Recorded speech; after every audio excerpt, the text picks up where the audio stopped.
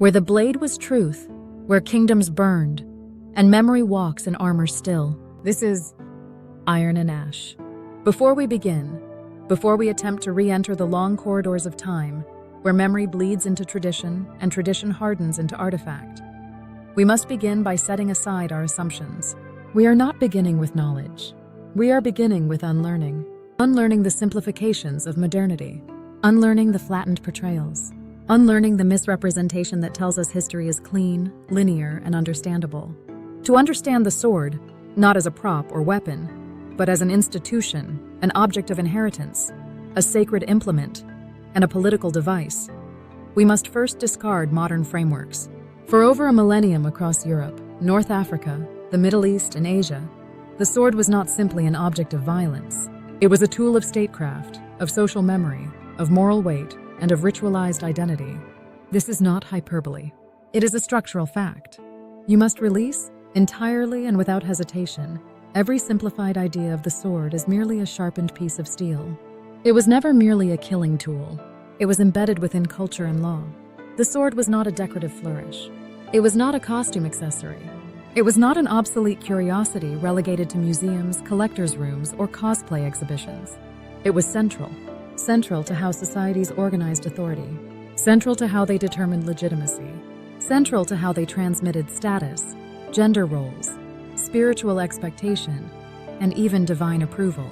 Throughout medieval and classical societies, whether in Heian Japan, Merovingian France, Abbasid Baghdad, or Anglo-Saxon England, the sword was more than an extension of one's arm. It was an extension of one's soul, family, clan, or spiritual mission. In Norse, Anglo-Saxon, and early Germanic societies, swords were described using personal language. They had names. They had reputations. They had moods. Some swords were said to sleep until awakened by blood. Others were described as refusing to draw unless their wielder was just. This isn't literary metaphor. It reflects how these societies believed memory, morality, and ancestry were bound up in physical objects. The sword was often the most sacred of those objects. In the Byzantine Empire, swords were a component of imperial succession. They were presented in oaths. They were kissed before God. They were used in coronation ceremonies. They were present in trials, battles, ceremonies, funerals, and diplomacy. In Carolingian and Merovingian legal codes, swords could be named in dowries and inheritance ledgers. Their passage could determine legal standing. In feudal Japan, the possession of a sword determined whether a man could act as samurai. The blade did not serve the man served the code into which the blade had been initiated. There are documented archaeological cases where swords were buried alone, without warriors. Runes were carved into the blade. These swords were laid down not because they were forgotten, but because no successor was considered worthy to carry them forward. In some cases, ritual burial involved damaging the blade. In Viking and Baltic cultures, swords were bent, scorched, or shattered before burial. This was not disrespect, it was reverence. The sword had completed its journey and was being released from duty. We must stop imagining the sword as a blank, indifferent object. In almost every society that forged them with care, the sword was given narrative. Narrative carried obligation. Obligation shaped behavior. In Islamic tradition, swords like Zulfikar were venerated. Stories of their creation, form, and symbolic shape were carried from mosque to battlefield.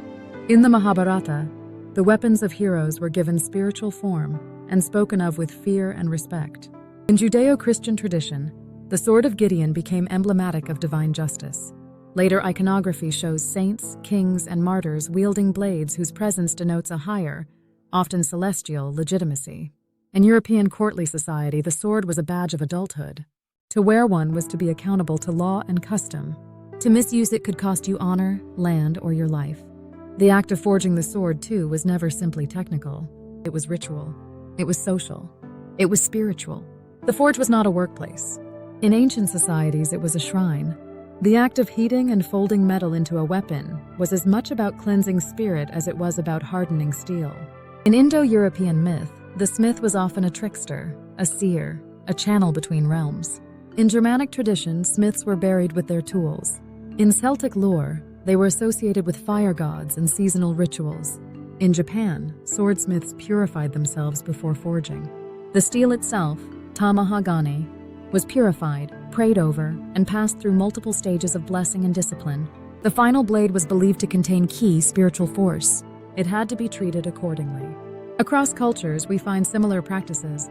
The smith was alone or accompanied by acolytes. He performed rituals, some recorded, some lost to time. The moment the blade was born, it was named. And through that naming, it entered not the market, but the story. Naming swords was never merely for poetic flourish.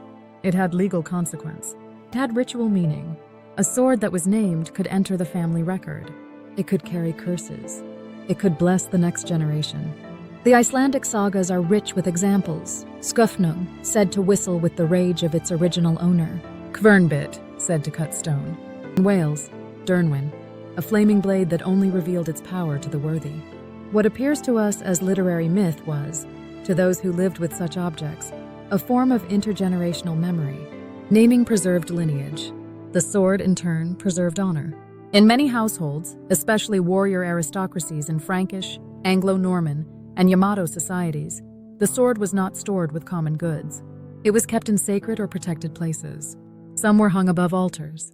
Others placed vertically within shrines or buried points down in the center of the hearth. In some medieval households, children were introduced to the family sword during rites of passage. In Japan, it might be a formal ceremony at age 5. In European feudal households, boys were trained first to clean and tend to the sword before learning to wield one. The sword was also a political object. In the Holy Roman Empire, the handing over of a ceremonial sword signified not only military readiness, but legal jurisdiction. A noble with a sword had the right to raise troops. In Persia, treaty swords sealed diplomatic alliances. The sword could cross between spiritual and civic spheres. A bishop might bless a blade before a campaign. A king might lay his sword at an altar after victory. The blade witnessed vows. It sealed treaties. It executed punishment. When a sword failed, or when its bearer failed, the consequences were grave. In some traditions, a disgraced sword was buried, burned, or broken, its hilt stripped of ornament, its name erased from the record. In Northern European tales, the sword that is broken must be reforged not to restore utility, but to restore faith. The reforging is a test, a purging, a symbolic act of redemption. Archaeological finds continue to show swords bent at the hilt, snapped in two, or buried in marshes and rivers, far from battlefields. These weren't accidents. They were acts of reverent disposal.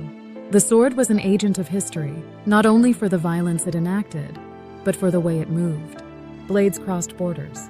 Swords were carried across continents. A Gothic blade might appear in a Saracen treasury.